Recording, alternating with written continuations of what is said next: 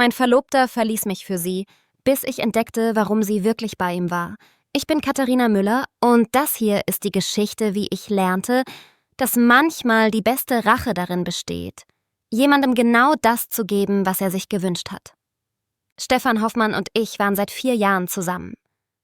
Seit dem ersten Semester an der Universität Bremen. Er studierte Betriebswirtschaft, ich Grundschullehramt. Wir waren das Paar, von dem alle sagten, die heiraten bestimmt. Und das taten wir auch. Oder vielmehr, das wollten wir. Im März 2022 machte Stefan mir einen Antrag. Mit Ring, mit Kniefall, mit Tränen in den Augen. Katharina, du bist meine Zukunft. Meine Zukunft. Seine Vergangenheit sollte ich 4 Monate später werden. Die Verlobung.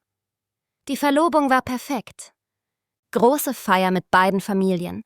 Stefans Eltern, wohlhabende Bremer Unternehmer, waren begeistert. Katharina ist genau die Richtige für unseren Stefan. Bodenständig, liebevoll, zuverlässig. Meine Eltern, einfache Angestellte, waren stolz. Stefan wird dir ein gutes Leben bieten. Er ist fleißig, ehrgeizig, hat Ziele. Wir planten die Hochzeit für September 2024, nach unserem Studienabschluss. Ein neues Leben, gemeinsame Träume, eine Familie. Stefans Abschlussarbeit behandelte Marketingstrategien. Meine Examensarbeit handelte von Inklusion im Grundschulunterricht.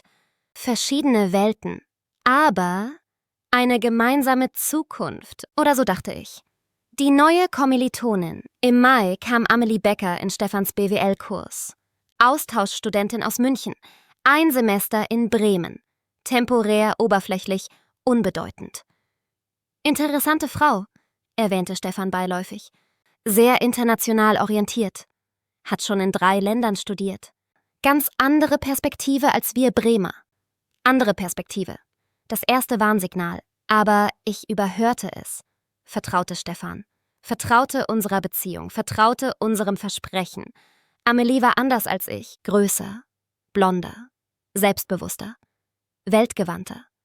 Sie sprach 4 Sprachen. Hatte in Paris und London gelebt. Trug teure Kleidung. Bewegte sich, als gehöre ihr die Welt. Ich war Katharina aus Bremen, künftige Grundschullehrerin, zuverlässig, bescheiden, local. Der Beginn der Veränderung. Stefan begann sich zu verändern, subtil, langsam, aber unübersehbar. Er sprach öfter von neuen Perspektiven, von internationalen Möglichkeiten, von Horizonterweiterung. Katharina, du solltest auch mal über den Tellerrand schauen. Nicht jeder bleibt sein ganzes Leben in Bremen. Die Welt bietet so viel mehr. Mehr als was? Mehr als unsere Pläne? Mehr als unsere Träume? Mehr als mich? Er verbrachte mehr Zeit mit Lerngruppen, mit Projektteams, mit internationalen Studenten. Amelie war immer dabei. Nur als Freundin, versicherte er. Rein platonisch. Du weißt doch, dass du die Einzige bist. Die Einzige. Ein Titel, der sich bereits hohl anfühlte. Eine Versicherung, die niemand mehr glaubte. Ein Versprechen, das seine Kraft verloren hatte. Die ersten Zweifel. Ich begann, Stefans Verhalten zu hinterfragen. Seine späten Heimkünfte, seine Geheimniskrämerei mit dem Handy, seine neue Kleidung, seine veränderte Art zu sprechen. Stefan, ist alles in Ordnung zwischen uns? Natürlich, Schatz. Warum fragst du? Du bist so, anders, distanzierter, als würdest du woanders sein. Ich bin gestresst. Das Studium, die Zukunftsplanung. Du machst dir zu viele Sorgen. Zu viele Sorgen. Um meinen Verlobten, um unsere Beziehung, um unsere Hochzeit. Vielleicht hatte er recht. Vielleicht war ich zu misstrauisch, zu besitzergreifend, zu kleingeistig. Die Konfrontation. Ende Juni kam die Wahrheit. Nicht durch eine Entdeckung, nicht durch einen Fehler, sondern durch Stefan selbst. Er kam nach Hause, setzte sich an unseren Küchentisch, sah mich nicht an. Katharina, wir müssen reden. Diese 4 Worte, die schlimmsten in jeder Beziehung. Der Anfang vom Ende, das Ende von allem. Ich habe mich verliebt. Nicht, ich liebe dich nicht mehr. Nicht, unsere Beziehung funktioniert nicht. Sondern, Ich habe mich verliebt, als wäre es etwas, das ihm passiert war. Ein Unfall, eine Naturkatastrophe, ein unvermeidliches Schicksal. In Amelie, natürlich. Die internationale Studentin, die Weltgewandte, die andere, die Rechtfertigung. Stefan erklärte mir seine Entscheidung, wie ein Geschäftsmann. Rational, logisch, emotionslos. Amelie zeigt mir eine andere Welt. Mit ihr sehe ich Möglichkeiten, die ich nie gesehen habe. Sie inspiriert mich, fordert mich heraus, macht mich zu einem besseren Menschen. Ein besserer Mensch, der seine Verlobte betrügt, der 4 Jahre Beziehung wegwirft, der Versprechen bricht. Was ist mit mir? Du bist wunderbar, Katharina. Aber du bist. Er suchte nach Worten. Du bist sicher. Vorhersagbar. Du stellst meine Träume nicht in Frage. Nicht in Frage stellen. Eine Schwäche, keine Stärke. Stabilität, kein Wert. Loyalität, keine Tugend. Amelie macht mich unruhig. Auf eine gute Art. Sie zeigt mir, dass das Leben ein Abenteuer sein kann. Ein Abenteuer mit einer Frau, die in 4 Monaten wieder weg sein würde. Temporär, oberflächlich, aufregend. Der Ring. Stefan wollte den Verlobungsring zurück. Tut mir leid. Aber es wäre nicht fair. Dir gegenüber, Amelie und mir gegenüber. Fair. Nach 4 Jahren. Nach einer Verlobung.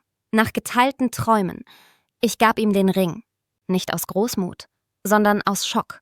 Aus Unfähigkeit zu reagieren. Aus der Hoffnung, dass das alles ein böser Traum war. Ich hoffe, du verstehst das. Irgendwann. Verstehen. Was gab es zu verstehen? Dass ich nicht genug war? Dass 4 Jahre nichts bedeuteten? Dass Liebe nur ein Wort war? Die Isolation. Die nächsten Wochen waren die härtesten meines Lebens. Stefan zog aus unserer gemeinsamen Wohnung. Zu Amelie. In ihr temporäres Leben. In seine neue Realität. Ich blieb zurück. Allein. Verlassen. Betrogen. Freunde nahmen Partei oder versuchten neutral zu bleiben. Es tut uns so leid. Wir hätten nie gedacht. Stefan war immer so. Immer sowas? Loyal? Treu? Zuverlässig? Eigenschaften, die offenbar weniger wert waren als Aufregung. Als Inspiration. Als internationale Perspektive. Die Beobachtung. Ich sah sie zusammen. Auf dem Campus, in Cafés, bei Veranstaltungen. Stefan strahlte, wie ein neuer Mensch, lebendiger, energischer, glücklicher. Amelie war perfekt für ihn, schön, intelligent, aufregend, temporär. Sie machte ihn zu dem Mann, der er sein wollte. International, abenteuerlustig, frei von den Fesseln der Kleinstadtmentalität, frei von mir. Meine Recherche. Aus Neugier oder Selbstzerstörung begann ich, über Amelie zu recherchieren, ihre Social-Media-Profile, ihre Vergangenheit, ihre anderen Austauschsemester. Was ich fand, war aufschlussreich. Paris. Beziehung mit einem französischen Studenten. Jean-Pierre. 6 Monate, bis ihr Austausch endete. London. Affäre mit einem britischen Doktoranden. William. Ein Semester. Bis sie nach München zurückkehrte. Wien. Kurzromanze mit einem österreichischen Geschäftsstudenten. Klaus. 4 Monate. Bis das nächste Abenteuer rief. Ein Muster. Klar erkennbar. Vorhersagbar. Amelie sammelte nicht nur akademische Erfahrungen, sie sammelte emotionale. Männer. Geschichten. Abenteuer. Stefan war nicht ihr großer Liebe, er war ihr Bremen-Kapitel. Temporär, austauschbar, endlich.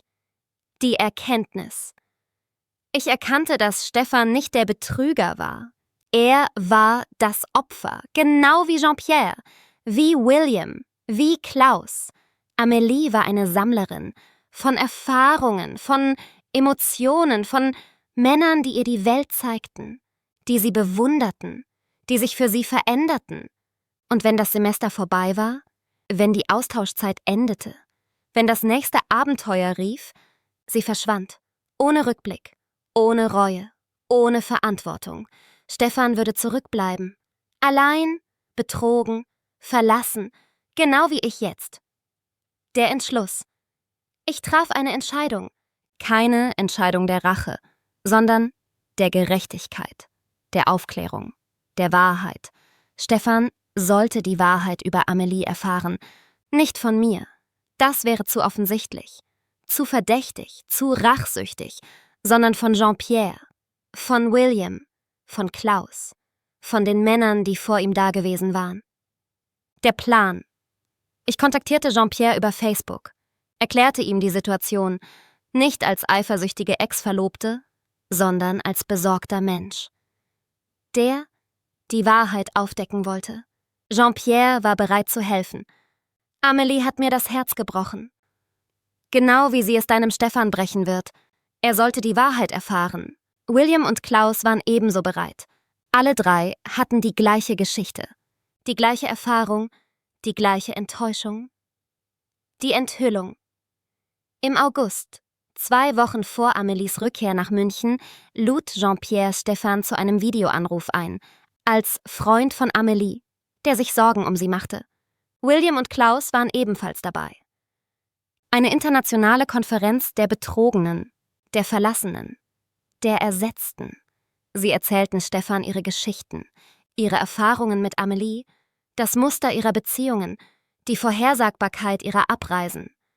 Stefan hörte zu, zunächst ungläubig, dann schockiert, schließlich verstehend. Sie sammelt Erfahrungen, erklärte Jean-Pierre. Männer sind für sie wie Länder, interessant für eine Weile, dann langweilig, dann ersetzbar. Stefan fragte nach Details, nach Beweisen, nach Wahrheiten, die er nicht hören wollte. Sie zeigten ihm Nachrichten, Fotos, Versprechen, die Amelie allen gemacht hatte, identische Versprechen, identische Lügen, identische Manipulationen. Das Erwachen. Stefan konfrontierte Amelie mit der Wahrheit. Sie leugnete nicht, konnte nicht leugnen. Die Beweise waren zu eindeutig. »Du verstehst das nicht«, sagte sie. »Das ist anders. Mit dir ist es anders. Du bist nicht wie die anderen. Die anderen, Jean-Pierre, William, Klaus, alle hatten sie das Gleiche gesagt. Alle hatten sie das Gleiche geglaubt. Alle hatten sie das Gleiche erlebt. Ich liebe dich«, beteuerte sie. Wirklich. Mehr als alle anderen. Aber Stefan hatte gelernt. Endlich. Schmerzhaft. Unumkehrbar. Das Ende. Amelie verließ Bremen 2 Wochen früher. Ohne Abschied. Ohne Erklärung. Ohne Rückblick. Stefan blieb zurück. Allein. Betrogen. Gebrochen. Genau wie ich Monate zuvor. Er kam zu mir. Nicht um zu flehen. Nicht um zu bitten. Sondern um zu verstehen.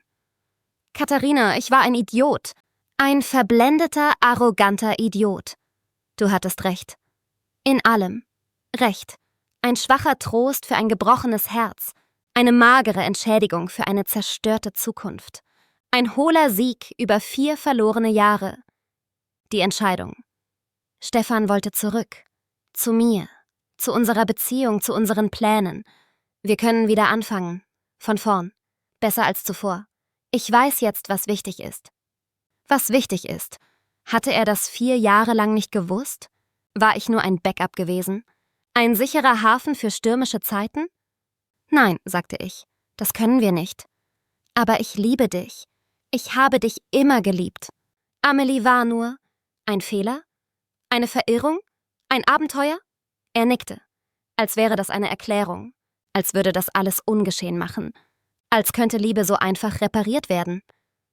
Meine Antwort: Stefan, du hast mich nicht für Amelie verlassen. Du hast mich für eine Idee verlassen. Für die Vorstellung von etwas Aufregendem, von etwas Besseres als dem, was wir hatten. Er wollte widersprechen. Aber ich ließ ihn nicht. Das Problem ist nicht, dass du dich in sie verliebt hast. Das Problem ist, dass du bereit warst, mich dafür zu opfern. Unsere Vergangenheit. Unsere Zukunft. Unser Versprechen. Menschen machen Fehler. Menschen treffen Entscheidungen. Du hast dich entschieden. Gegen mich. Für sie. Für das Unbekannte. Jetzt entscheide ich mich. Für mich. Für meine Zukunft. Ohne dich. Heute. Heute unterrichte ich Grundschule in Hamburg. Neue Stadt, neues Leben. Stefan lebt noch in Bremen. Allein. Arbeitet in einer kleinen Beratungsfirma, träumt wahrscheinlich noch von internationalen Möglichkeiten. Amelie ist weiter unterwegs. Barcelona, höre ich. Neues Land, neue Sprache, neuer Mann, neues Abenteuer. Das war keine Geschichte über Rache. Das war eine Geschichte über Gerechtigkeit, über die natürliche Ordnung der Dinge, über die Erkenntnis, dass manche Menschen bekommen, was sie verdienen. Stefan wollte ein Abenteuer. Er bekam eines, mit allem, was dazugehört. Aufregung, Leidenschaft, Schmerz. Ich wollte Stabilität, Loyalität, wahre Liebe. Ich werde sie finden, mit jemandem, der versteht, dass Abenteuer und Treue sich nicht ausschließen, dass Aufregung und Zuverlässigkeit zusammengehören, dass wahre Liebe beides ist, sicher und inspirierend. Manchmal ist die beste Rache, dem anderen zu geben, was er will. Und selbst herauszufinden, was man verdient,